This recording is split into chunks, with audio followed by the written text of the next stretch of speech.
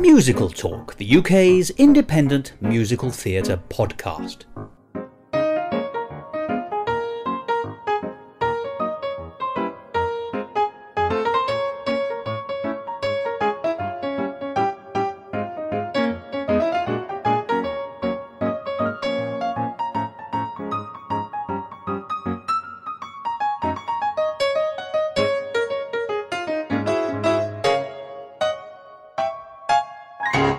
Hello and welcome to another edition of Musical Talk. I'm Thos Ribbits, and I'm very much half the man that Henry VIII was. He was a fat man in a doublet. I'm merely a slim man in a singlet. But mentioning Henry VIII is right on topic for today's episode because we're going to be looking, at least mostly, about a Tudor musical. Well, maybe not a Tudor musical, but a musical that emanates in some way from somebody who came from the Tudor era. In fact, last year's Edinburgh Festival Fringe was a bit of a revival for that particular royal house. There were lots of musicals connected with their kings and monarchs. I think the most successful is undoubtedly Six, which had appeared at the last two Edinburgh Festival Fringes. In 2017, in its slightly more modest production, straight out of one of the university colleges at Cambridge, whereas in 2018 it returned, retooled and remodelled, and since Edinburgh has been really knocking them out of the yard, as they say. Very, very successful show, which has been playing on tour nationally and certainly here in London. It's called Six, of course, because it features the six wives of Henry VIII. But it wasn't the only musical at last year's Edinburgh Festival Fringe to do that. There was another one called Half a Dozen, which also featured the six wives of Henry VIII, but this time with Henry VIII also in attendance. There was a fantastic show of genuine Tudor music, framed with a modern and very funny framing device, about which we'll hear more in a future episode of Musical Talk, and that show was called Elizabethan, and it featured the incredibly talented David William Hughes. That was a great show, and as I've said, in a few weeks' time you'll be able to hear an interview with David about Elizabethan. And better yet, you can see it again at this year's Edinburgh Festival Fringe because he's reviving it. But today, we're going to be focusing on the last monarch to bear the name Tudor, and that's Elizabeth I. Of course, life in the Tudor era was pretty terrible in many ways. You had to take the rough with the smooth, except for Queen Elizabeth I, who, when she met Lord Darnley, took the smoothie with the rough. But I digress. Liz was a rumbustious musical comedy, and in a minute we'll be hearing an interview I held with its writers, Harry Style, who you may remember from an episode a few years ago about Oh Father Forgive Us, and his new co-writer, Louis Patterson. And we'll be talking about Liz. And then after that, we'll go straight into a short interview with three people behind a non-Tudor show. It's called 89 Nights. And you'll be hearing from Mingma Hughes, Claire Packham and Fintan Keeley, who were three of the four people who created that fabulous new British musical, which you could have seen at last year's Edinburgh Festival Fringe. So, in a nutshell, what you're going to hear today will be a short discussion on 89 Nights, and before that a rather longer look at the show Liz, the musical, a comedy take on the life of Elizabeth I. And here it is. Musical Talk.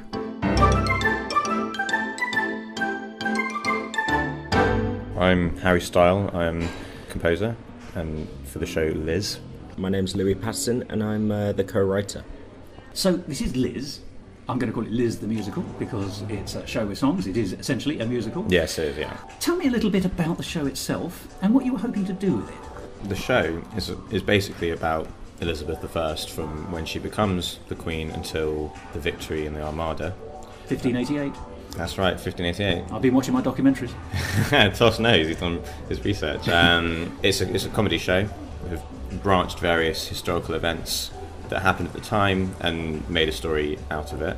And this is the first time we've done the show as a production, and we'd like to take it further with a professional group whenever we can, I guess. In terms of why we wrote it, I guess I wish we had a better reason than the truth, which is What's the truth behind Harry was working. He was doing a master's, I guess, and That's right. one of the projects was to write a musical. And I'd mentioned to him in passing a few months previously how I sort of had an idea for a musical. So he got in touch and said, "Do you want to do this for the project?" And it sort of all went from there. Yeah. But yeah, it's often how shows start, though, isn't it? So I've got an idea, I need to do something, ding. Yeah. Absolutely. Yeah, so I as I say, I wish it had a deeper meaning. It's not a lifelong passion for the Tudors or anything. We're both just Tudor mad, and the opportunity presented itself. It's lovely to see two men in doublets. Absolutely. But yeah, no, that's how it all came about, I suppose. Yeah. So I'm going to address the narrative first immediately. It plays a little bit hard and fast with the rules, doesn't it? It's almost like Elizabeth. I say the rules, I mean history. It takes the character of Elizabeth, Yeah. it contemporizes it. I mean that's its point, I think, isn't it? But it's as though we were living in the Tudor age today. In some senses, she's quite sassy. She's keen to stand up for herself, which of course comes with being queen anyway. But she has a very modern, it has a very sort of irreverent sensibility to the show and to the characters. Yeah. But you do take history and throw it a little bit into the blender. Yeah. So it's not. I wouldn't encourage any young person who's studying the Tudors to use this as their point of reference. So let's talk about tone. Was it always imagined as an irreverent piece, and at what level of irreverence were you aiming for? Because it walks a long way down that path, in my view. Well, there's no right or wrong answers, by the way. I mean, we weren't looking for historical accuracy. No. It was mentioned a few times, but there's some lovely moments where you actually do stick in an absolutely irrefutable fact, and everyone says historical accuracy, and you get lots of laughs for that, of course. But, yeah. And that was just as part of a gag that we wanted to put in there. But it was more about the comedy, and we needed to branch a story out of what we were doing, and it wasn't supposed to be completely historically accurate. But yeah, I think, as you say as well, about it being contemporary, I think one of our challenges was finding a bit of a line, because you'll notice, other than maybe once or twice, there's no real properly modern references or jokes or gags. And one of the original iterations of the show was full of political stuff and political references and modern, up-to-date stuff. And we felt that to keep it sort of... to keep it pretty timeless, I suppose, we wanted to get rid of that stuff. Yeah. But you didn't want anyone pulling out an anachronistic mobile phone or making a comment on Brexit. Yeah. Although there are a few. There's a few. There are a few things smuggled in. There are a few things smuggled in where you could easily see where they came from, but it's there were a lot of very modern, almost celebrity references and things like that. But you're right. Obviously, the tone is they're speaking very much with a modern twist, and a lot of the humour is pretty modern. But I think that was one of the hard things about it, was finding that balance. And in terms of going quite far down the line, South Parkian perhaps. Yeah. Oh right, yeah. It's I think I work in comedy, which is, as I say it, the most sweeping, ridiculous statement I think I've ever made. I hope you were going to follow it by saying it's a really serious business. Oh my god! If only.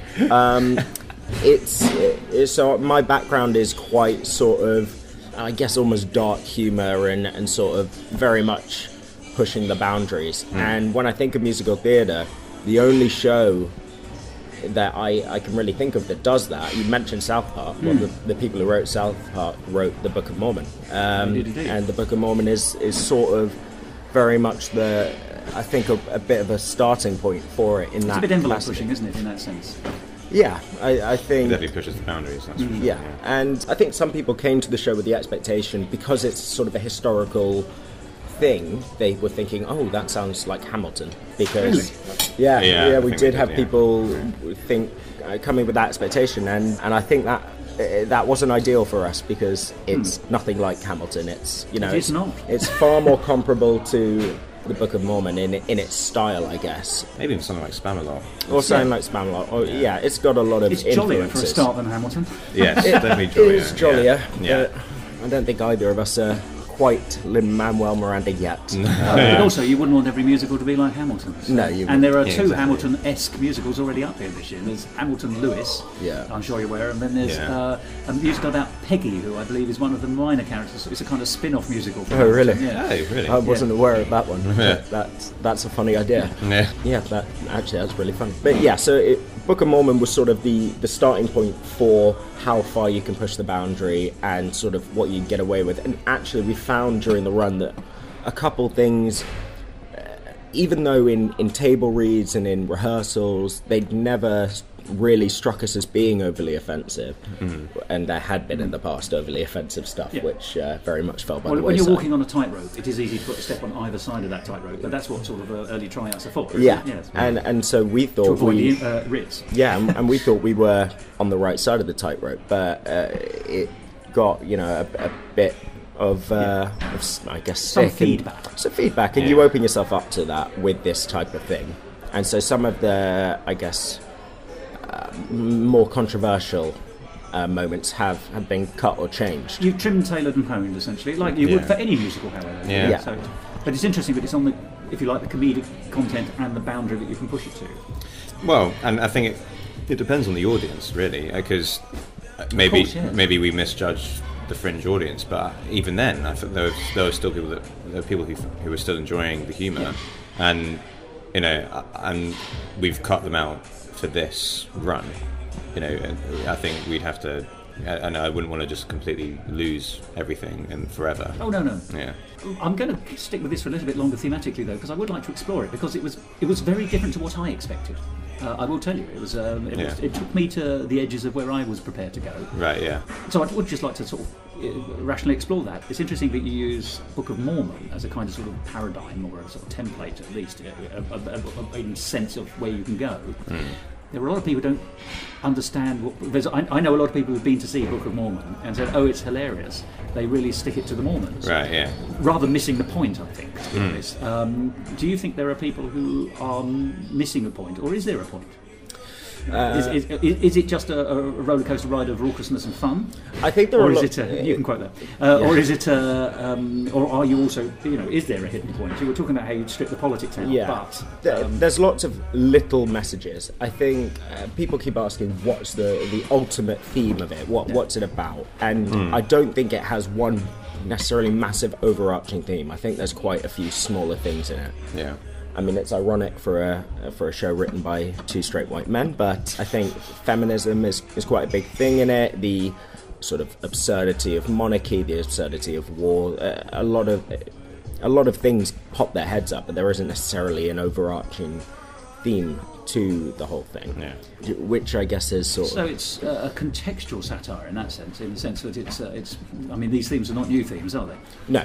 So No. You're adding your two penn'orth to the national debate that's been running for X number of hundreds of years about war and monarchy and God knows what. Yeah, I think that's one area where we're not necessarily pushing the boundaries. But no, I think it is meant to be... You've got to be accessible. Well, yeah, it's true. I think it's one of those where it's meant to just be fun. I work in an industry where we're not changing the world, we're not saving lives or anything like that, but if we can have people laugh for half an hour, then we've done our job. And I think that was ultimately the aim behind it, was to give people songs they want to hum along to as they're walking down the street. Oh, I'll be talking about the score in a minute, don't worry. And to give them moments of comedy and hilarity. Yeah, and I think if people learn things in different ways, and if they can learn it through comedy, then great. Can I ask a question though? Because forgive me, this you're both far too young, but you'll have heard of Alf Garnett, I'm sure, who was a staple of British television, and the BBC and Johnny Spate, who wrote the programme, and Warren Mitchell, who played Alf Garnett, trod a very fine line as well, because they were satirising particularly racism, but a whole bunch of other isms and prejudices, particularly in the 60s and 70s when it was broadcast. Right. By having a character who espoused those views, and Al Murray does something like that today with his Pub Lamberlaw character. He's clearly, I think, satirising the attitudes that he seems to be manifesting. There are a lot of people, however, who don't understand that. Alf Garnett was very popular with the people he was that the programme was making fun of. Al Murray, I know, has the same problem. There's a lot of people who think that is the character he is. Yeah. Right. Quite surprised when they meet him outside. Twitter will tell you a story on that or two. Where I'm going with this is, of course, your show attempts to be taboo busting in some senses. You can almost go through the tick list if you like, but there comes a point, or I suppose, how do you avoid falling into the trap of, well, Team America did this as well. So we're going back to, where actually it started off being satirical, and actually at the end almost seemed to, it certainly could be interpreted as having gone the other way. Right. But it sort of became anti-liberal. I'm not saying that you've done this in any particular way, but there's some jokes which are so close to knuckle or possibly gratuitous, and I don't want you to think that as a criticism, but there was, there's the English Navy have their YMCA moment, which is quite jolly in its own right. Yeah. But there is a question as to why. I didn't take offence at that at all, but I suppose what I'm saying is, how do you stop yourself falling into the trap of actually being the thing you're satirising in your comedy? There we are, that would have been much quicker, wouldn't it? I think, to be fair, I think it's a tough question. And there's no right or wrong in this, of course. I don't want you to go home thinking, no, not at all. I'm slamming you. I'm not in any way. But it's an interesting path. It's very much a thin line. It's hard to, because there's lots of different ways you can answer it. You can sort of take the almost bolshy, prideful answer of, well, just because you're offended doesn't mean you're right, and all that sort of stuff. Yeah. But I'm not sure necessarily that's the way. I mean, to me, you can't always please everyone, and I wasn't offended. I was just but I was just trying to wonder, why is making the Navy gay funny? Yeah. And I'm just picking that example. I think that the reason behind that, for example, is because it's such a stereotype and because it's such a caricature already, you're playing into an easy caricature and almost satirising satire. You're aware of the famous book, are you? Rum, Sodomy and the Lash. Yeah, I am aware of it. Yeah, it's a genuine historic book about the study of homosexuality in the British Navy. So wow, you're right. It grows from truth. Your humour in that sense. Also, possibly the best book to have on your shelf ever. I'll read it and get some quotes in. But like you mentioned, Team America and things like that.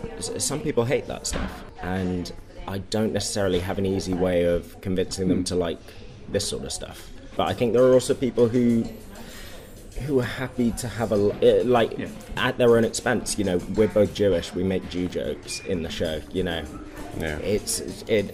the audiences ever responded to those? Because they also felt a little bit on the line. Yeah, we changed actually the way one of them was delivered, which I think made a big difference. Yeah. To be fair, that's a really interesting point. Directorially, yeah. I mean, that came up quite a lot when we were rehearsing, and how to deliver the lines. It was something that we were trying to deal with the others. Because it's a proper hot button topic at the moment, isn't it? Well, yeah. I mean, nationally. Yeah, I guess so. Yeah, but I guess I don't think either of us really. I didn't really think about the relevance to it. I guess there is that comparison. Yeah. My dad did actually. When I showed him one of the earlier iterations, I think there were a couple more references. Yeah, and when it was still political, there was definitely some Corbyn stuff in it. But even when it wasn't, there was still more Jew stuff in it. And he was saying, given the current climate, the audience may not know it's been written by a Jew. Maybe you don't. They won't know how to respond necessarily. Yeah, and I get that, but I think that's part of watching something is being a bit tested. It's easy. It's easy to just Well, it's not easy. That's definitely not true. But it's arguably less risky to write something that isn't going to offend and is purely there for, a nice, easy, relaxing laughter. You have chosen the path of, one hopes, distorted mirrors. Yeah. You've chosen to be overtly comedic. You've chosen to be baldy, I think, is possibly in the Tudor sense, funnily enough, that sense of almost anything goes and take no prisoners. But of course, you have to be at one level aware of modern sensibilities. There are certain things I'm sure you wouldn't be able to go to. So I don't want you to think I'm criticising you particularly, but I was just very interested in the tone that that I was. Partly because, we should say this, the Tudors are having an absolute field day this Fringe. You are not alone. I mean, in fact, I think you've helped the dynasty, because the very first song goes through the dynasty of the Tudors. Right. So I think you're the only representation of Henry VII up here in Edinburgh. But pretty much everyone else has got a show going on. You know, there's at least 2 for Henry VIII and his 6 wives. You'll be aware of 6, which was up here last year and has come back and has been a big success. But we also have a show called Half Dozen, which is treading very similar ground. Oh, right, okay, Basically, there are only so many ways you can vary 6. And of course, you take the next generation along. You get Elizabeth I, and then of course I've just spoken to a one-man show performer called David Hughes, who's got a show called Elizabethan, and he's using contemporary, original Elizabethan music. So basically, if you're into that 100 years, then there is something for everyone. Isn't there? And it's nice that the shows are different, and yours is very markedly different. If they were all the same. I appreciate you wouldn't have known they were all coming up. It's just luck of the draw, isn't it? But it's a thematic thing you can all, but you're riding a Tudor surf at the moment. But that's surf as in the edge of the water rather than an SERF. Well, it was unfortunate that, in a way. Boom, boom, one in a row, as I used to say. We didn't realise, obviously, that all that was coming up. It was quite unfortunate that we only realised once we'd sent all the stuff off for print and all that our logo and our colour scheme is effectively identical to 6. By chance? Oh, really? Is it? By chance. Purely by chance. Purely by chance. It's same. I mean, slightly different purple, but the purple, 3 letters in white and a crown on them, and they were also the same page of the brochure as us. So that was unfortunate. That was very unfortunate. Just claim it's a Tudor crest and be done with it. Yeah, but it is. I have no idea why the Tudors have sort of made a comeback in 2018. It's long overdue revival. It's a bit bizarre, but then again, the Observer actually picked us up. Yeah. Because I don't know if you saw the article in the Observer, but so 6 is obviously the biggest Tudor show here, and they were following the article was really following 6, but then mentioned all of these other shows, including us, and then also mentioned that there was this comparison to Hamilton, harking back on the history. Maybe there are these new historical musicals coming out, and that's what we're part of, and that's what the article was saying. But we're actually it's a very different kind of history lesson, if you want to call it a history lesson. But well, I wouldn't do exams kind of stuff. I wouldn't use the word lesson, but I mean, forgive me. Let's briefly then talk about how much reference would you make to horrible histories? Has that ever been in part of your thinking? Somebody else did mention that, and I mean, I like the horrible histories. I read quite a few of them. I didn't. And the TV program for a younger generation. I actually never. Now you're old men. But I mean, I never really thought about horrible histories. But so it's not an obvious. No, it dawned on me that they did that. But I think there were a lot more. There were a lot more poignant references and sort of inspirations for it. But it is. I think it's a very apt and logical comparison to make. With horrible histories, I think we were more. If people were asking us the inspiration of this, we'd more say things like. I guess Monty Python and things like Book of Mormon. Musically, I'm not sure what you'd say. Well, that's a very good question. Musically, what would you say? Well, when we started working on the show together, I think what we wanted to do was try and get in a real range of styles. We wanted to start the show with a big epic number. Philip needed to have.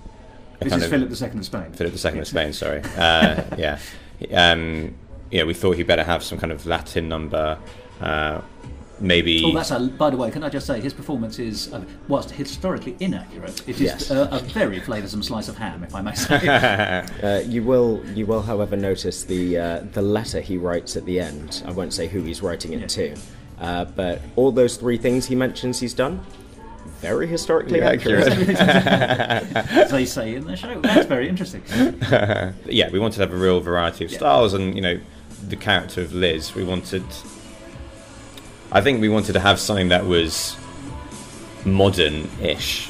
With I guess like my music style is kind of jazzy, but I didn't want to just be jazz the whole way through. There's lots of different things, like some of the songs are kind of. You could put it as kind of Monty Python-esque, or even Gilbert and Sullivan kind of sounding. Well, it's chorus numbers and all manner of bits and pieces. I mean, you're right. It's a smorgasbord of opportunities musically. Yeah. I'm going to pick a couple of songs, if I may. There's one I actually think is a gorgeous song at the end, which is also semi-sincere. Right. Which is the Tilbury speech, the famous, I have the body of a weak and feeble woman. Yeah. I thought this is an amazing song to basically to set a speech. Yeah. The rhythm and rhyme scheme of most speech is not designed for that kind of thing. It's not verse.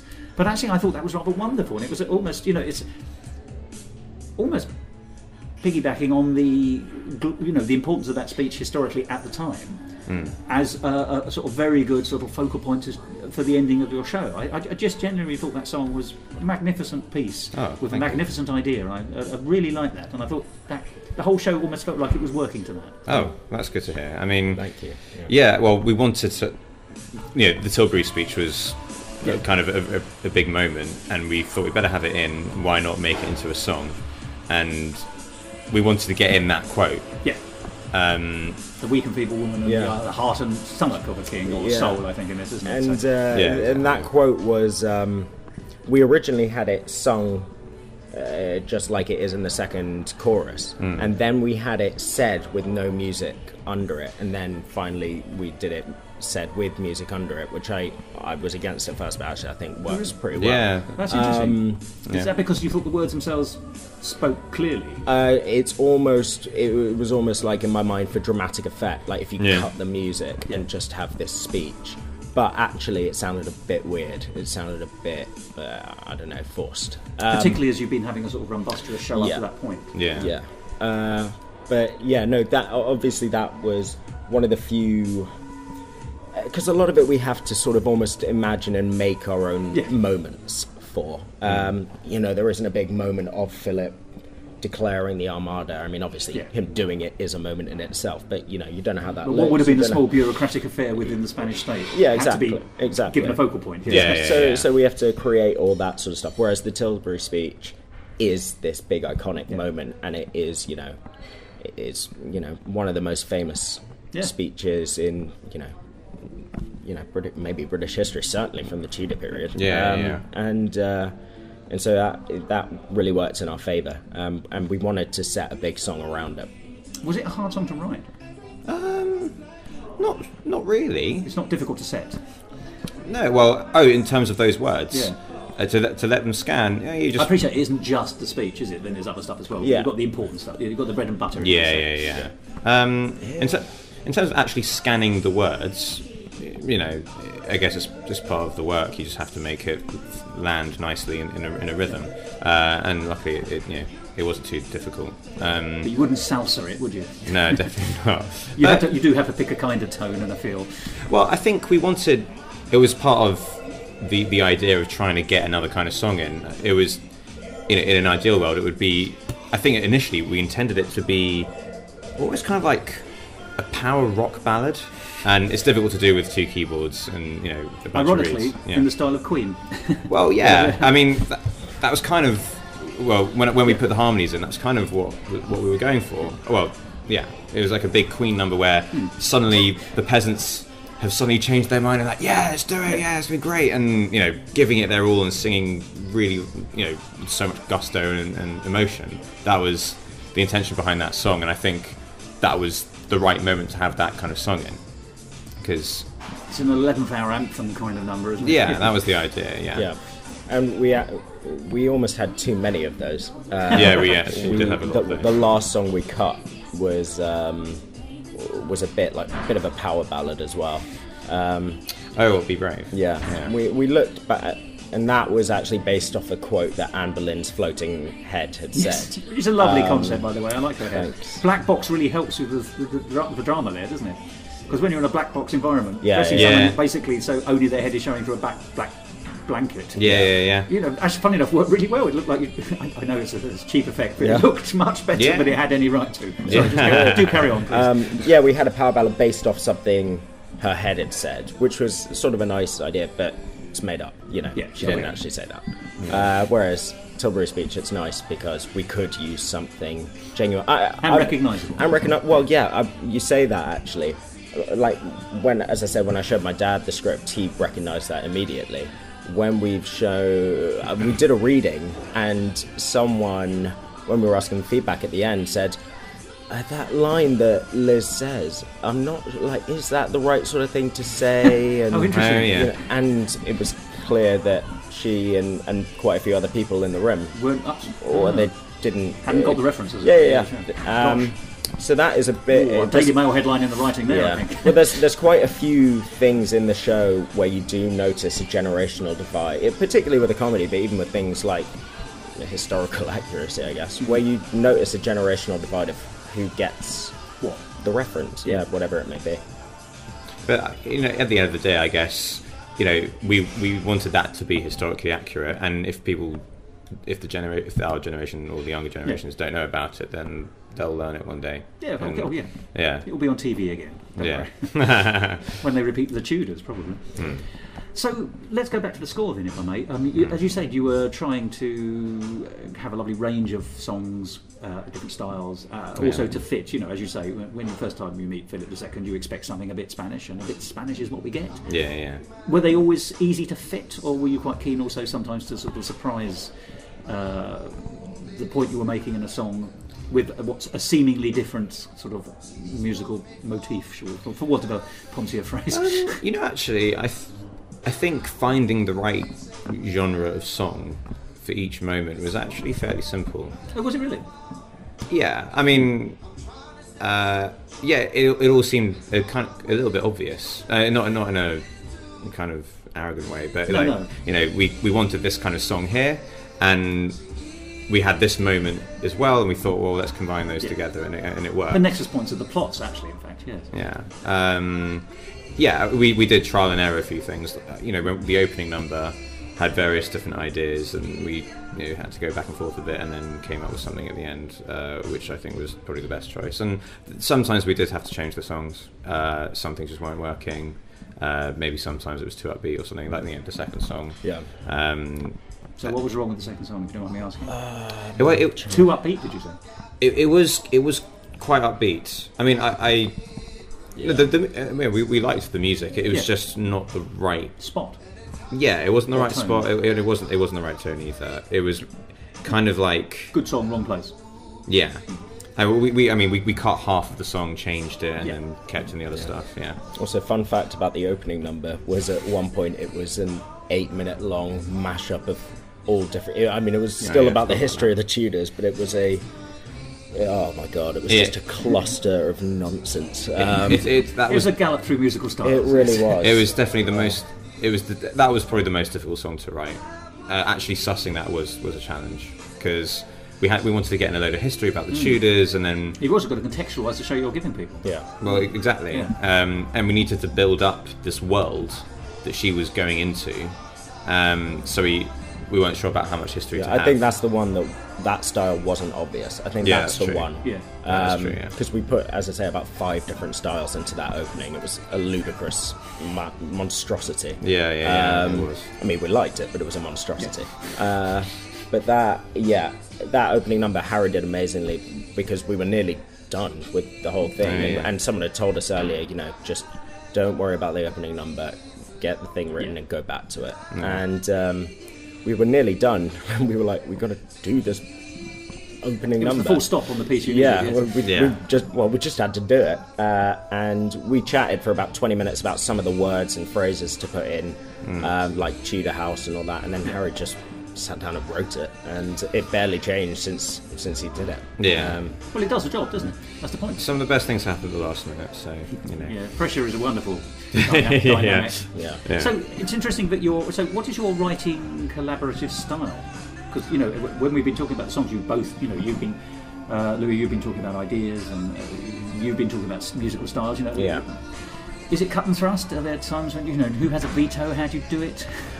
Or do you do it separately and meet up again? With the music, with the songs? Yeah. Well, some of the songs are purely Harry, because basically I can hear things, all right. I've got a decent musical ear, but I have zero musical ability when it comes to composing or scoring or putting things together. So some songs Harry just sat down and basically did them. Music and lyrics? Some of them. I would often have a look over the lyrics, but lyrics was always together.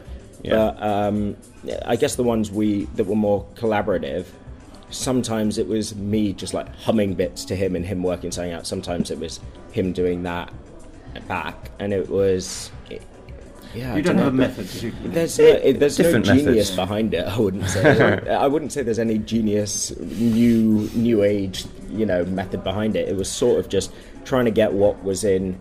Because for Harry, obviously, if he's got something in his brain, he can get it out loud immediately. And I think, I guess some of my stuff, if I had it in my brain, I had to hum it to him. Yeah, but there were even songs that you kind of did write. Well, not write down, but like would sing with words, with a full-on melody, and then so most of the work was done for me. Oh, right, that's interesting. Right? Yeah. So it is a proper two-way relationship. Yeah, very much so. Yeah. I mean, on the whole, I did the music. On the whole, Louis did the script. You are the musical director. Right? Yeah, exactly. But the things that we worked on the plot and the structure of the story together. I mean, Louis pretty much wrote all the script. And I'd read things through, but I never really had much to say. Never really had many things to say. And lyrics were done, I'd say 50-50, I think. Yeah. Instrumentation-wise, am I right in thinking the man who sits behind you and looks like he's running the tech desk or is sitting at a computer also then occasionally picks up an oboe or some other instrument? Yeah. So that was wonderful because it was there was no obvious. Is it an oboe or clarinet one? He's a clarinet and a saxophone as well. Fine. Yeah. There was no sign that was going to happen, and then suddenly I was listening to watching the drama and listening to the tune. And I think, hang on, sorry, there's an instrument I didn't see on the way in. I like to have a look, and suddenly I thought, oh, there's a man with a computer also playing a clarinet. That's right. Yeah. So that's good versatility. Yes, it is. Well, so he's primarily a reed player. Yeah. But he's also a decent pianist and. Was he? Sorry, I've got to ask. Was he performing any tech function, or was he reading music off a laptop? He was reading music off a laptop, but also the keyboard that he had was plugged into the laptop, and it provided different synth patches. Fine. He wasn't just. Just is such a wrong word here, but I mean, that's right. I thought he was a tech person who dabbled on instruments. Yeah, but he's an instrumentalist who also seems to be able to add colour and light. Yeah, that's right. Yeah. That was one of the big stresses of the last couple of weeks. Because we weren't sure about space. That was the primary concern about whether we'd have space for a second keyboard. And then when we realised we would, or just said, sod it, we're going to do it. I don't know how that came about. But then Harry and Jake, who is said other keyboardist, spent a fair bit of time going through literally every song, trying to come up with a second part for it with some texture and colour. I mean, there's a keyboard. There's a clarinet, there's a saxophone, there's not a maraca. Like an egg shaker. An egg shaker. Oh, yeah. And a rhythm hand. Yeah, that's right. And about 5 different keyboard sounds. So we managed to get quite a lot in terms of variety with only effectively 2 keyboards and a saxophone and clarinet by his leg. Maybe it's just me, but I really thought the one that had the clarinet... There was one particular song that had the clarinet in. I can't remember which one it was, but there was a beautiful texture to that. I think that clarinet really helped bring that song alive. Well, it helps that he's a very good clarinet player. Yes, well, that also, yes. Yeah. He knows which end to blow, good. Yes, he does. Really expert. But yeah, I can't remember which songs they were. I think it's got to be My Type. I think that's the one. Oh, that's right. Yeah, doubling on the melody and then often doing his own fluttering things. Yeah, it worked. It worked nicely. Do both of you have a favourite song, either the same or different? I ask sometimes. It's a reductive question, and yet at the same time, it sometimes illustrates it. No, it's a good question. I know we have a different one. Right. Because I can't remember what yours is, but I remember you were surprised by mine. Oh, yeah. Because mine is the duet between Liz and Anne Boleyn's Floating Head. Because it's got that ridiculous aspect that she is a floating head.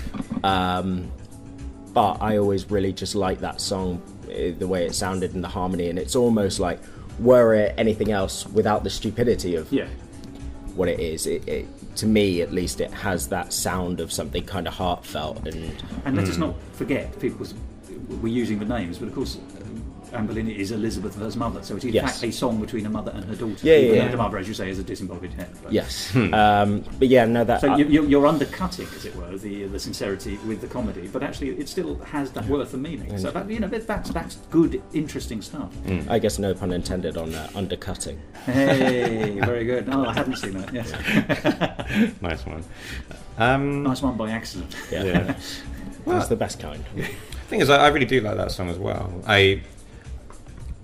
When this was a longer show, that was actually the end of the first act. Oh, well, yes, of course. And I think I envisage it to have some kind of contrasting ensemble texture underneath it with the whole cast. And we never probably worked it out because we never had the opportunity to work it for that. But I think that would boost it up even more. Even though I do really like that song, I think the thing that I'm probably most proud of what we've done is probably the finale. The remaining finale. The remaining finale. Yeah, just because it's really upbeat and.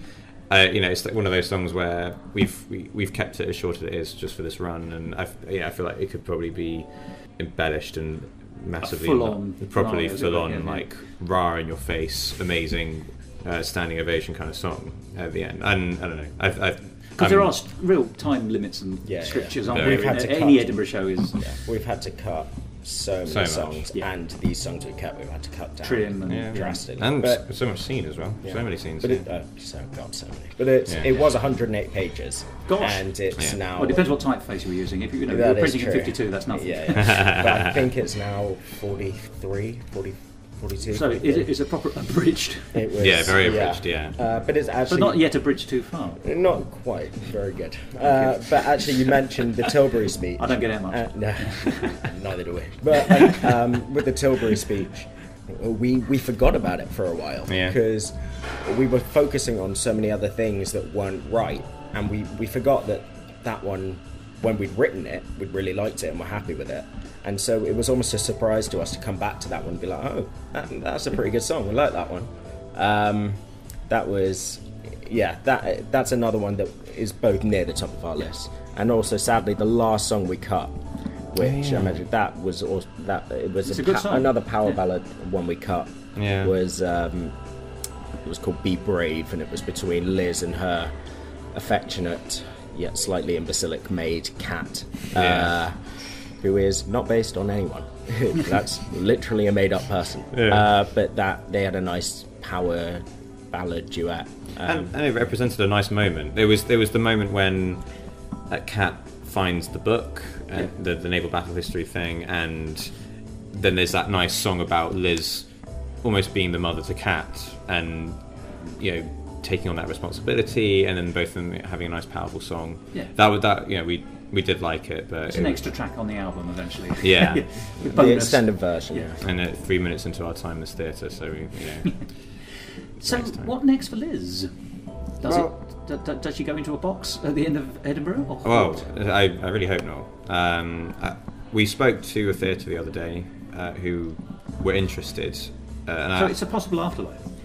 I think so. I mean, things need to be. We need to go back to the original version and do lots of different changes to that. But you do envisage there is, or at least that you have an aspiration that it will go further. Yeah. I hope so. Yeah. Definitely. Yeah.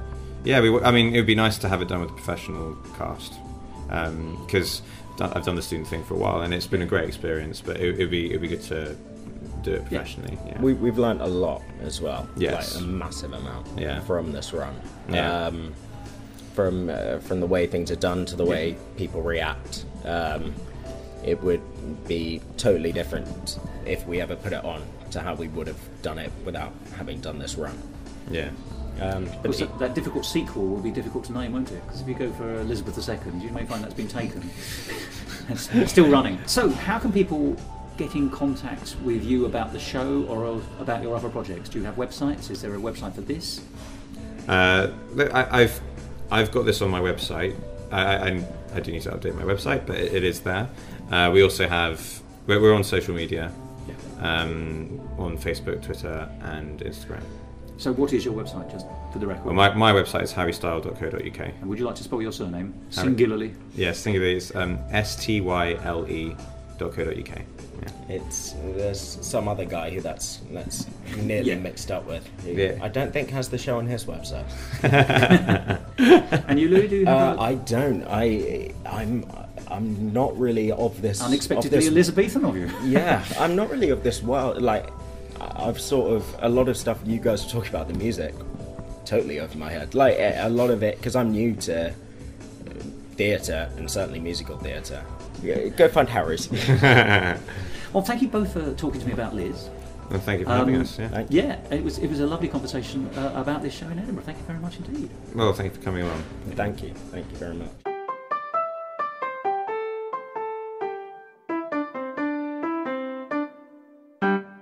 Musical Talk, the UK's independent musical theatre podcast.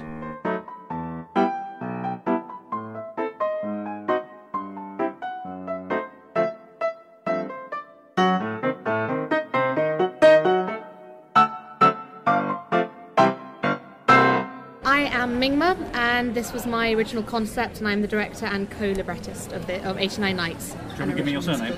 Mingma Hughes. Okay. I'm Claire Packham, and I am also co-librettist of 89 Nights. I'm Finton Keeley, I'm the co-composer and co-musical director of 89 Nights. Tom Tanner is the other composer, but he's not here today. So we have 3 of the 4 creative people behind 89 Nights. Now, one of you, or together, you may want to just briefly explain what the sort of the narrative arc of the story is for people who weren't able to see it here in Edinburgh. Well, I would say that it is a emotional commentary about growing up, honestly. It follows our lead, Alice, who arrives in New York with just 89 nights, the length of her ESTA visa, which is commonly a 90-day visa. And so she arrives in New York having planned nothing, having a job but nothing else, and then has to go, well, if I know when it's going to end, what's the point in starting? If I know that I can't build something here, what should I find? So it's her journey to grow up and realise actually there's something in every day, and that the most special moments were the ones you least expected. Very cheesy. Yeah, lovely. Yeah. So, how did it come to be? When did the story first? When did you decide a show needed to be written and this was it, or did the idea come together and then you think let's take it to Edinburgh? So Mingma actually went. What was it? 2 years ago now? It's coming up to 3. Up to 3 years ago, Mingma went to New York, and she was. She actually had a similar situation to our character Alice. You were an au pair working for a family that weren't super great, and so this is kind of like, it's not Mingma's story, but it's based on Mingma's experiences and memories, and all the lyrics and the dialogue and the songs that come out of it have all come from memories that Mingma's sprawled on paper and shown to us, which is quite nice. It started as an idea when I was in New York, actually, this feeling of, well, I'm going to leave, so what's the point in doing anything? Of course, I knew there was a point, but I couldn't quite answer the question to myself there. It isn't my story. Alice is not me. Not a biography. It's not an avatar. No, but there's a lot of probably far too much New York in the show. It's full of location spotting, full of memories and little things and little bits and pieces, and that all comes from me, from some of the things. Yeah, because me, Tom, and Claire have never been. Yeah. We haven't been to New York. I'm afraid of flying. So at the start of the whole process, Mingma kind of sat us down and would give us geography lessons and show us the maps of New York and be like, this is Times Square, this is Madison Gardens. So it's trying to be authentic as possible, but also Mingma's memories, because we don't have any memories of New York. Yeah. Well, I mean, it's quite interesting because obviously I've never been to New York, but I know New York through the world of musical theatre, essentially. Yeah. And so there's a song from On the Town where there's a sailor who wants to see all the sights, and he's in a cab, and the cab driver, the female cab driver, and she's much more interested in him. And of course he's taking it all from a guidebook, which is 20 years out of date. So there was an element of New York through guidebook in the plot. Is that a sort of deliberate thing to make it the things everyone knows, so because that shorthand is already there? Ironically, someone mentioned On the Town to me a couple of weeks ago, and I've never seen it, so that's interesting. Right. It is interesting which it's an musical... accidental resonance. Yes, it is. It's a. I think that 89 Nights, which is our title song, I think we were very, very aware that if we there's so much baggage of New York. New York's been done so many times. If we let that leak into the entirety of the musical, it would just become a pastiche. Yes. And so I think there was a feeling when we were writing that number, we were like, okay, let's get all of the classic stuff into one song and just leave it there. Quite like in your face. You know, the lyrics are very much like, oh look, here we are, Fifth Avenue. Oh look. So in your face with that song with it, and then a bit more subtle throughout the rest of the show, hopefully. Yeah. And the piece is absolutely sincere. It's a dramatic piece and musical. the musical score, I think, is very interesting. There was a wide range of instruments, it seemed to me, and there was lots of sort of quirky stuff. Some of the songs were in the musical tradition, such as there is a tradition, you know, they're very contemporary, but yet some were much more quirky. What tone and feel were you trying to overlay on, you know, I suppose I'm really trying to say, how does a score support a narrative, and when is its function to sort of counterpoint the narrative in order to bring something out of the narrative in a slightly unusual way? Yeah, well, you may discuss. Yeah. So I suppose mine and Tom's initial kind of, when we went into writing it, we are what was the phrase we used? It was a modern take on the Great American Songbook, which is quite a mouthful. So yeah, we don't do music at university. We're both music students, so we've got a lot of like classical training. Tom does a lot of jazz. I used to do a bit of jazz, so there's all that kind of influence in there as well. And it's been so collaborative, so I think there's a bit of everyone's taste in there. I mean, we made a huge playlist at the start of the process, which was all your classic, like New York, 42nd Street.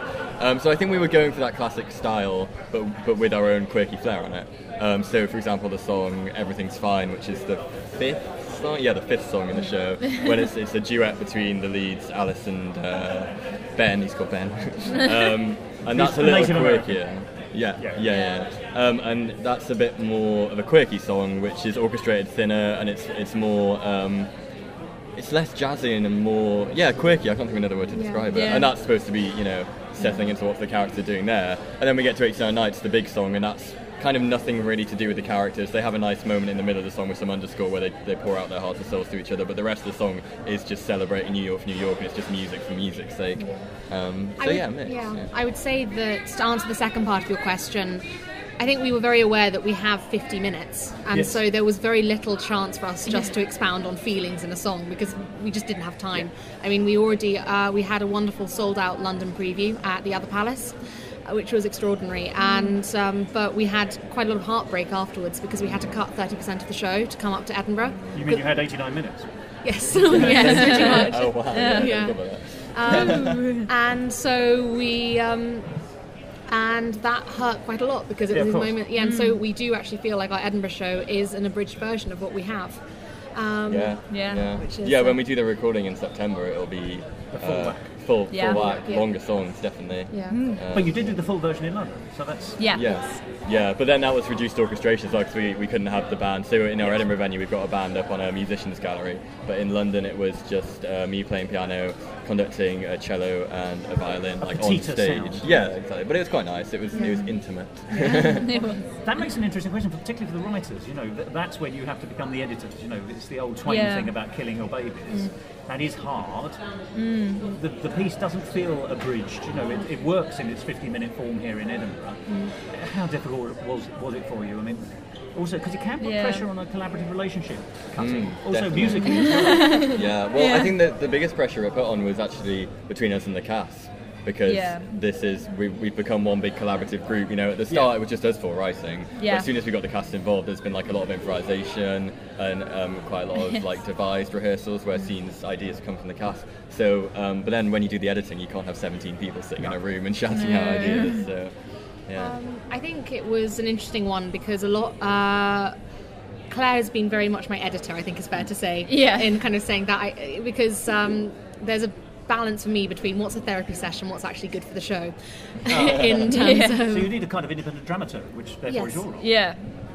So how did you find that kind of... I mean, it's difficult to know, once you've been in this process for so long, it's quite difficult to know what's actually important to the story, because there are the bits that like we like, and the bits we like performing, because I'm now in the cast as well, which was fun. I enjoyed that. But it's difficult to know what will actually make the best show when you've been involved in it for so long.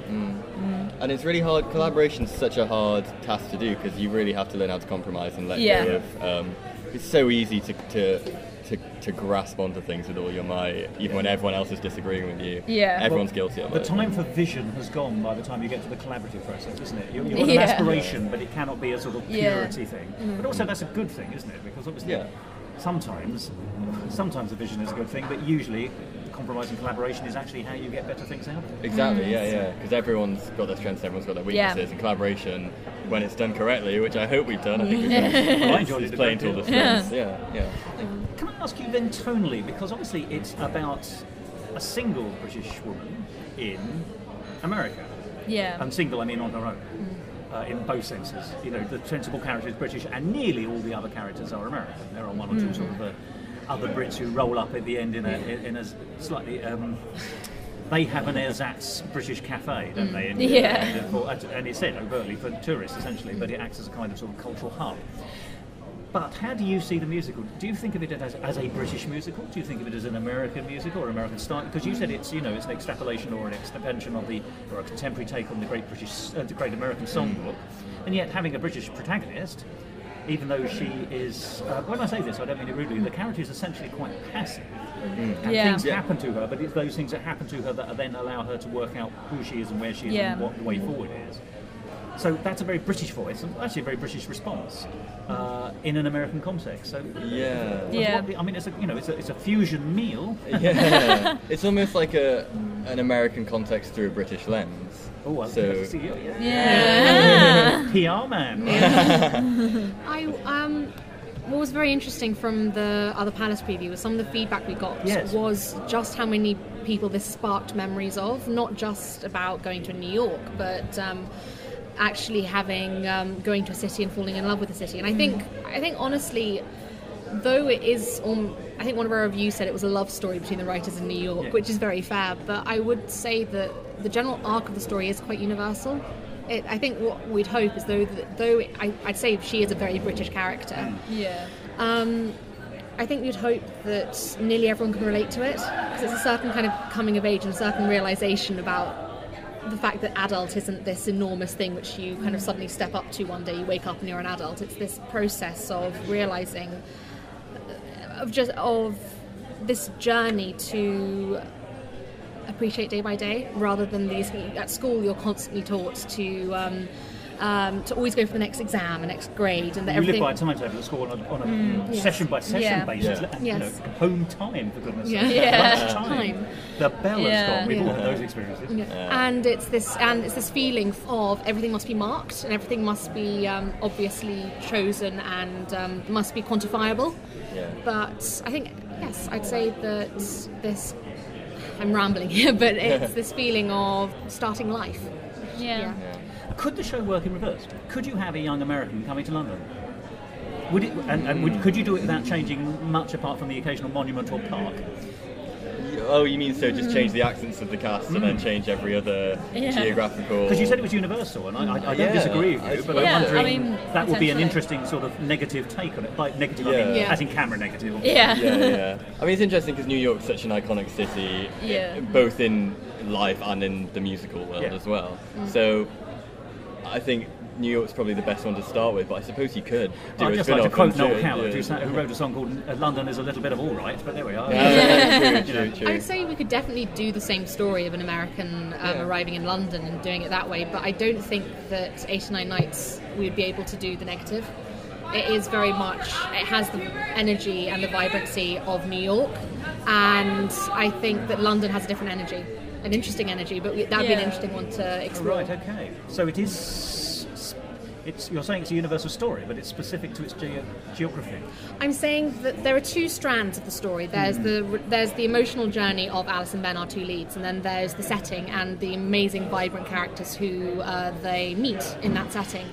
And I'm saying that the universality is the story, is the two leads. And then the style of the musical is more even with New York. Yes. I think that makes so we could tell that story, but with a very different setting.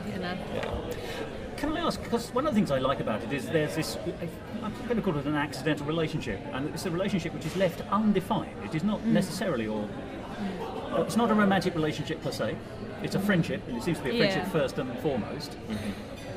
And if it's going to survive the end of the piece, it's a friendship. There are questions about whether or not it might or should or could go somewhere else. But I actually quite like that, I will use the word pathetic ending, where actually our protagonist decides that actually, the time has come to go home. And in fact, because it's not just the lure of a relationship, even her slightly spiky employers at least ultimately come to the view that they like to keep her on rather than not. So she's got offers and opportunities to say so, but she makes her decision in the face of all the what might be called lures to stay. that gives it a kind of. When I say flat-footed, I don't mean flat-footed in a wrong sense, but actually I think it slightly confounds the audience, and I think that's a good thing. But I'm just curious to know how you decided that was the arc that needed to be told. And you know how it was going to land is a very important part of this musical. Yeah. You know, it is as the ending is in so many musicals, but it does it in a charmingly offbeat way. Yeah. I had a woman come up to me on the mile the other day when I was trying to give her a flyer, and she said, "Oh, I've seen it already." And I was like, "Oh, what did you think?" She said, "I loved it, but can I have a happier ending, please?" Well, I think I've always considered it not to have so much of a strong narrative, and it's more of like a stylistic piece in the way that nothing really happens in the story that much. There's not a huge. It's not your general exposition, development, conclusion thing. No. It's more of just trying to convey that this girl has just gone somewhere, spent some time there, and then come back as a completely different person, or the same person with different experiences that she's learned from. And therefore, like, if the ending had been that she'd say, "I'm going to stay, we're going to fall in love, Ben, I'm going to work for Sheila, we're going to be best friends for the rest of our life," that wouldn't have worked, because then she'd be a different person, and she wouldn't have really learned anything. I think it's also I think the best compliment I've had of the show is that it's sincere, that it is actually that you could believe it happened. And I think I do have an issue. It was interesting when we were writing this and suddenly realised exactly how many musicals are there with women leads who don't end up with a man or don't end up in a, you know, it's interesting that there's very, very few which we could name. And I think I was just I was in the state of going, well, let's look at this realistically. Yes, in a story sense, it would be wonderful if she could stay, but actually it's more interesting to try and look at something else, do something different.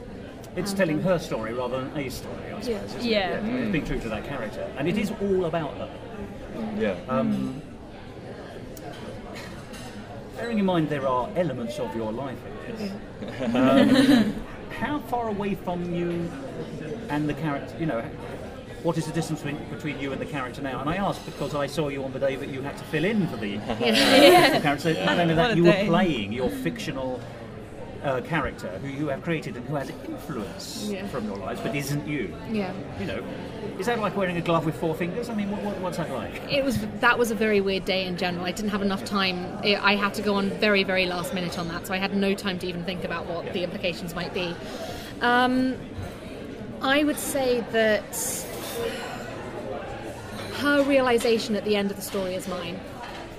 The kind of the situation, like quite often originally the family dialogue was very verbatim, and it was kind of, and so there's little things which are quite comic, Tea and Sympathy is a real cafe in New York. There's those kind of, yes, it is. It really is. She showed us the pictures. It is ridiculous. And so there's things like that which are very much mine, and it's very weird to see them on stage re-realised. I'd say that I am the character at the end of the journey, whereas what's quite interesting is I think that our main lead, Rachel, who is a wonderful actress, she's much more Alice at the beginning, and that's a very interesting kind of dynamic of who she is in real life. You're saying is a bit more. So how interesting. So she does a wonderful, wonderful job with it. Starting from different ends of the arc. Yes. Yeah. So for me, I think doing the beginning felt very, very odd, but yet when I had to do the telephone call and do those final scenes, that felt much more. Serious bits. Yeah, the serious bits. I knew intrinsically what I was trying to say. Yeah. So, I suppose the question I've got to ask you is: it's obviously had a successful preview in London. It's been tremendously successful here. It's a very accomplished piece. What's next for it? I can't dare to think past the recording. I just want to get a really, really well recording, because our plan was to do a recording before the London preview, but the time was so squashed, we didn't have time to rehearse for the London preview, so we ended up cancelling that. But I can't wait for the recording in September. But will that be online? Will people be able to hear it? Hopefully, yeah. I mean, the original plan was to bring it to Edinburgh and do little CD case at the end of every show. With a CD in it. Ideally. As a teaser. So yeah, I think we'll try and make that available too. We've had a couple of audience reviews on the Ed Fringe website which have said, "Oh, I hope there's a soundrack for this." So that's really encouraging to hear. And yeah, I can't wait to actually record it. Which leads us to the question: is there a website or some way of people keeping in touch with the show after it's left Edinburgh, i.e., for the recording, or see if there's revivals, or maybe to license it, you know. To license it, wow, that would be. I think that kind of area. I think we wouldn't be close to the possibility if we could. I think a lot of our energy has been spent on this at this moment, but we would love. I mean, I would if an opportunity arose or it could come back in some form. I'm very proud of this show, but it's in terms of website, we are on Facebook, Twitter, Instagram, and we do have a website called Troubadour Stageworks, so it's www.troubadourstageworks.com. And that's your sort of company name? Yes, that's the company name, yeah. So when the dust finally settles on Edinburgh, you've had a rest for a couple of days and a cup of tea and a sleep, you know, all those things, but you know, before the album kicks off, what will you take from the experience? And it can be anything for each of you. You go first. Thanks. I don't know. I think I'll be very, very tired. I mean, I'm going to work the next day, which would be. Are you really? I literally am. Yeah, 9:30 to 5:30. You're not a brain surgeon, are you? No. I work in a frozen food shop, so that would be nice. I think I will be exhausted, but I think it's going to be one of the greatest experiences we've had. Like, got to do some wacky stuff on stage with some of my own words, and like, it was fun. Like, you know, you put it out there. Yeah, we did it. Like, it was a bit of a pipe dream, and then it happened. Like, we went to the other palace, we came here. Like, it's all happened. That's a tour. Yeah. We have toured. Ooh, the UK tour. Yeah. Yeah, I'm just going to be taking like 2 weeks to process everything. And we'll really miss everyone because we're all staying in the same accommodation as well. So that's like, I'm going to miss all my friends that I've been I know, with. it's going to be so weird. We literally haven't been apart from one another for a day in a month, and we have another 2 weeks to go. So it's going to be very odd the moment we... So I think I'll just sit alone in a room for 2 days, probably. I'm not ready to be alone. To enjoy that experience. Yeah. Well, thank you to you all so much for talking to me about 89 Nights. It's a great show. And if you don't mind me saying, I think it bears development, and it has a future if you would like to develop it further. And I would very much like to hear the score when it's recorded. But wish you luck, and perhaps speak to you again next year, either with this show or the sequel, presumably 90 Nights. 90 days. I missed the first 88 in the sequence, but the 89th one was wonderful. Or 89 months. The long edition. Editing that could be hard. Yes. Well, yeah, thank you so much. Yeah, thank you. Thank you so much. Yes. Musical talk. Well, there we are. 3 of the 4 people behind 89 Nights. That's Mingma Hughes, Claire Packham and Fintan Keeley. And it was one of those lovely little musicals which just comes out of the blue at the Edinburgh Festival Fringe. Absolutely British in tone, despite being set in America, and tremendously engaging. I'd love to see that show again, or perhaps new works from the creatives. And before that, we heard from Louis Patterson and Harry Style, the man with that most singular of surnames, talking about Liz, the reimagined life of Elizabeth I. And ironically, given that we saw that show in Edinburgh, Edinburgh has a lot in common with that queen.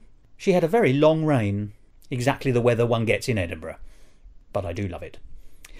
Well, I think that's the end of this episode. I'll just check. Oh yes, it says so on this piece of paper. So it must be true.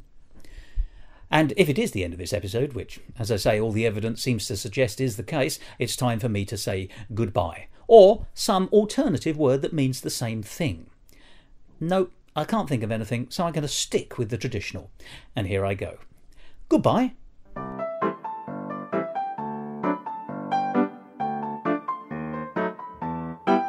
This episode of Musical Talk edited and presented by Thos Ribbits. Copyright Musical Talk 2019.